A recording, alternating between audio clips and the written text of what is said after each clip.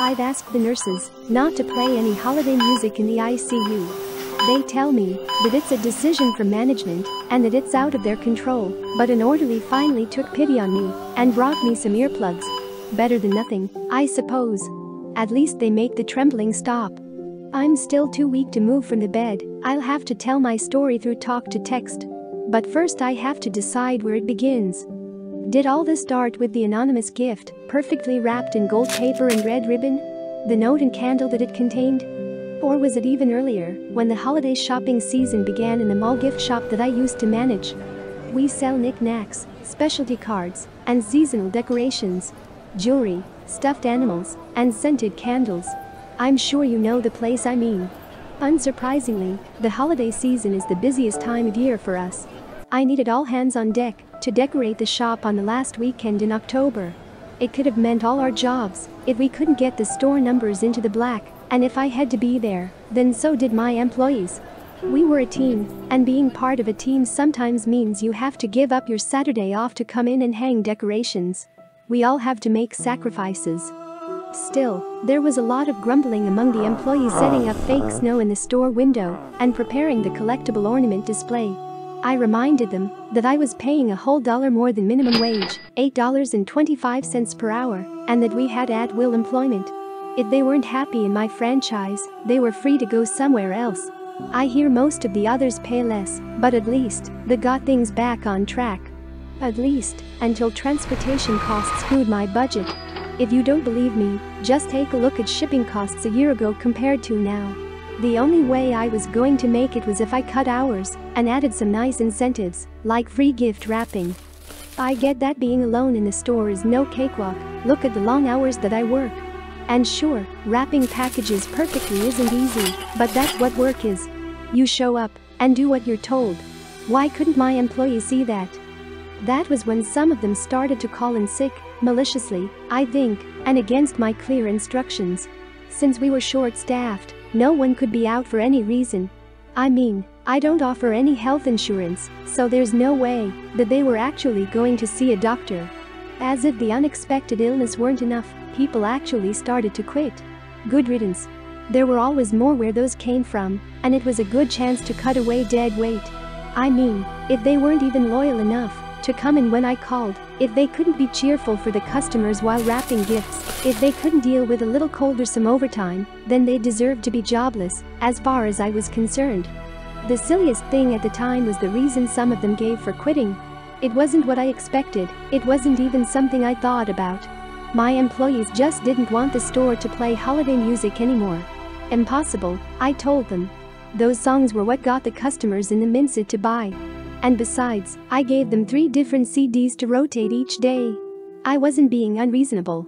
At least one of them gave me a parting gift, even if it was anonymous. At first, it seemed much nicer than the inappropriate words I found carved in the staff bathroom. The gift was in a small box wrapped in golden paper and tied with a red ribbon.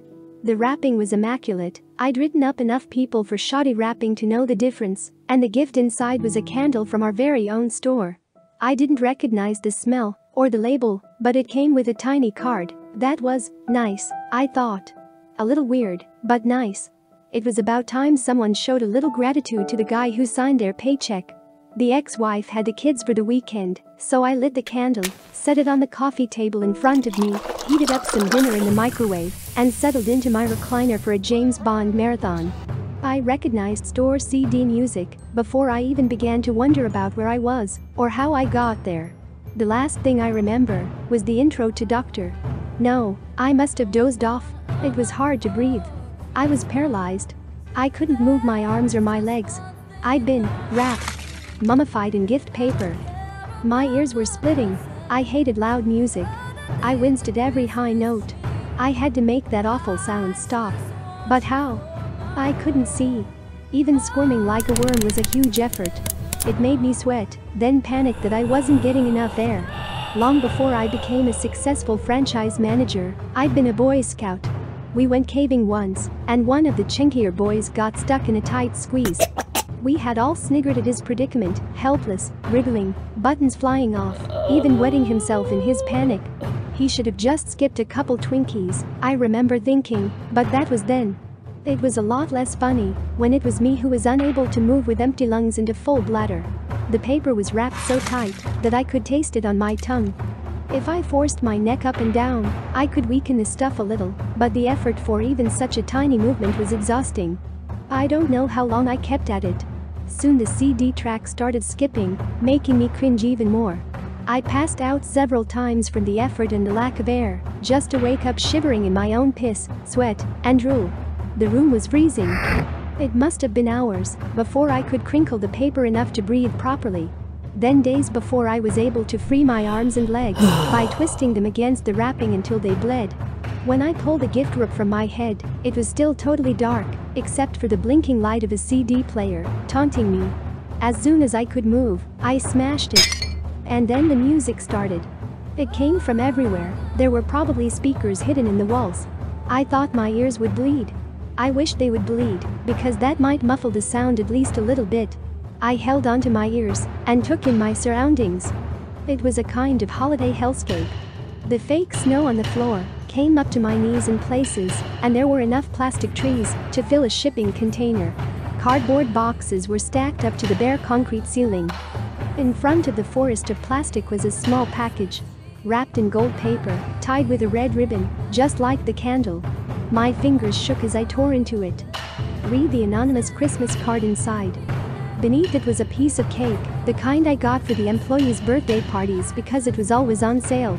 It had gone stale days ago, but I hadn't eaten in at least that long. My stomach rumbled, and the tiny dessert did nothing to sate my hunger. There's no point in going into the details of all my attempts to escape from that nightmare of a room. It's enough to say that they all failed. The music and AC blasted out from all sides.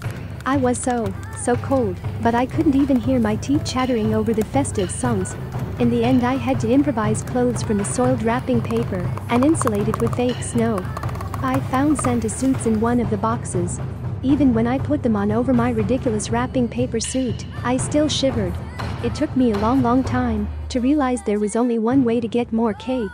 It's not easy to decorate Christmas trees with shaking fingers. It's even harder when every time an ornament falls or isn't placed properly, a buzzer sounds. Then the music volume goes up, and the room gets a little colder. That's how I figured out that someone was watching me work, a kind of sadistic Santa watching over their trembling elf. Sure enough, when I finished a tree, a slot opened in the wall. I ran for it, yelling as loud as my hoarse throat would permit. A chunk of stale cake flew through the slot, along with a cold cup of coffee that splattered across the floor. It was slammed shut before I could try to force my frigid fingers through. I collapsed on the cold concrete. I cried. 2 days. 2 days of that hellish music, 2 days of icy work to make the tree absolutely perfect, and this was all I got. One piece of cake and some spilled coffee that I had to lick from the concrete like a dog. It was sickening, but I needed liquids. There was a whole roomful of trees to go.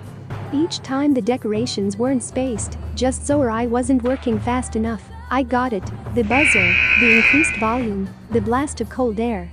If I really screwed up, the pathetic chunk of cake got even smaller. By the end of the first week I had finished about half the trees, and my health and hearing were permanently damaged. Night or day, the music never stopped. The blazing white lights ahead never went out. The cold, noise, and light made it almost impossible to sleep until I collapsed from sheer exhaustion.